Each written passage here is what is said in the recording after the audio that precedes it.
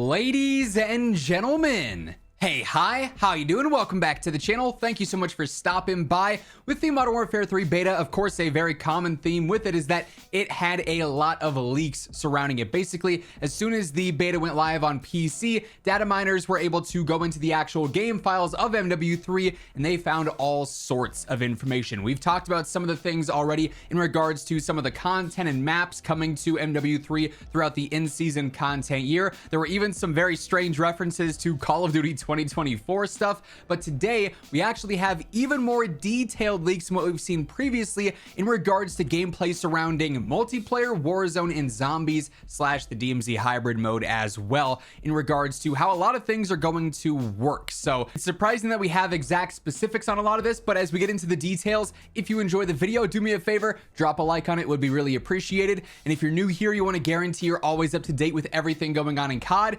be sure to hit that subscribe button. I got you covered every single day here with the latest news, leaks, updates, everything in between as well. But this information is stemming from MW3 Intel over on Twitter. They've been posting a lot of various different leaks and data mine information, and what we have here is all of the Modern Warfare 3 perk names and their descriptions, and we get a lot of actual very specific details on what these are going to do and how it's likely going to impact gameplay within multiplayer. But these aren't just multiplayer specific. Some of these absolutely also apply to Warzone and zombies as well. So we're almost gaining context clues to those modes and certain things that we've yet to see, outside of just the general reveals so far. So keep in mind, these are just leaks at the end of the day. This stuff could absolutely be changed, altered. Some of it might even be scrapped. You never know. We're going to have to wait until it's official and the game is fully out, but this is details like we haven't seen so far. So we get some vest details, armor details, gloves, and of course some of this we've already seen in the beta because of what we had access to with created class, but a lot of this is actually new and really interesting with this specific. So we've got the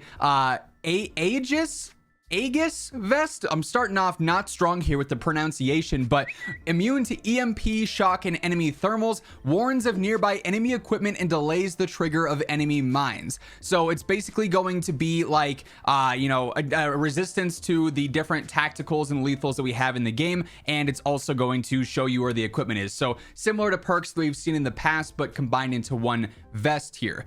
This is an interesting one. Self-healing polymer armor. Equipped armor that will automatically regenerate after a delay when damaged. This to me almost sounds like it's a mashup of quick fix and what stims could do, but it doesn't say it is triggered after you get a kill or something like that. So we're gonna have to read through the full list here and see if anything else matches that specifically in regards to a quick fix style piece of equipment. But self-healing armor, especially in multiplayer, if this is for multiplayer, could be a huge deal. Now it's possible that this is related to zombies or Warzone specifically. For that, we're just gonna have to wait and see. But with the TTK and how regen currently works in MW3 multiplayer, being able to get your health back faster in a fight is going to be huge this year. That's why I feel like stims are going to be wildly important unless they change the regen mechanics. So this could be a piece of equipment that is wildly strong for aggressive based gameplay, right? We've got the assault gloves, improved sprint to fire speed. That could be pretty big if you're trying to build out a class setup, but you want to focus on recoil. You could then throw on these gloves and you have better sprint to fire, and you can have that sort of best of both worlds. Oftentimes, if you're focusing on sprint to fire and ADS speed on an attachment setup, it's going to hurt your control. This allows you to basically bypass that, which could be pretty clutch for actual loadouts there. The CCT Comms vest increases duration enemies stay on the radar and zooms out the radar for you and nearby allies as well. That's an interesting feature here. Enemies you kill drop intel packs, which generate a radar ping for you and nearby allies when collected. So think scavenger, but then also the intel perks that we've seen in the past where you get that radar ping when you actually end up getting a kill. This is also something that's going to be wildly useful for aggressive gameplay, especially if this is also something applicable in Warzone 2. Imagine you're fighting a squad, you basically go for that insta finish, right? You get that kill, they drop their pack, you run over that, pick that up, it gives you that mini almost radar sweep there, almost like a portable radar right away, and you might be able to spot that enemy red dot running off in the distance that you didn't know their position beforehand. But same thing kind of could apply to multiplayer as well, especially because it affects nearby allies. This is like a support style role almost with this vest, so this can be pretty interesting as well. Compression carrier reduces health regen delay by 20%, immediately regen health after a kill. So compression carrier is basically what quick fix is. This is going to be a crutch, like I said, unless they go through and they change the regen mechanics now, because players who want to play aggressive, oftentimes you're going to get caught getting one kill but taking some damage and then trying to chow another kill, and they just can't out health them ultimately. Even though they might have better aim, the health is going to be a big deal there. So this, and then the self-healing polymer armor, those are going to be very big deals depending on which mode they're fully available in. We've got the Dex gloves, throw equipment further, reset the fuse timer. So this is basically just like what we've seen before with various different perk styles. It's going to be like strong arm basically in a sense. Reserve armor increases the number of reserve armor plates on spawn by 1, so you can spawn in with more armor. This sounds like it'd be something potentially applicable in Warzone, but especially zombies there. Flame resistant insulation reduces damage from fire by 75%. Show up cold on thermal. So it's cold blooded, but also damages against fire is not going to be nearly as much. So that's an interesting combination there. Almost taking away what we'd have before in like flak jacket and adding it to this. Interesting for sure. I can see where it would be useful, but it also depends on what your enemies are running there, which makes it not as useful for, you know, a more global, you know, pick rate, I guess you could say. High gain antenna. This one's got a paragraph. The minimap is zoomed out for you and nearby allies, just like before. Gain the effects of acoustic sensor and radio intercept if a nearby ally also has the perk. See nearby ally radar pings from data jacker and compass indicators from nearby ally signal jammers.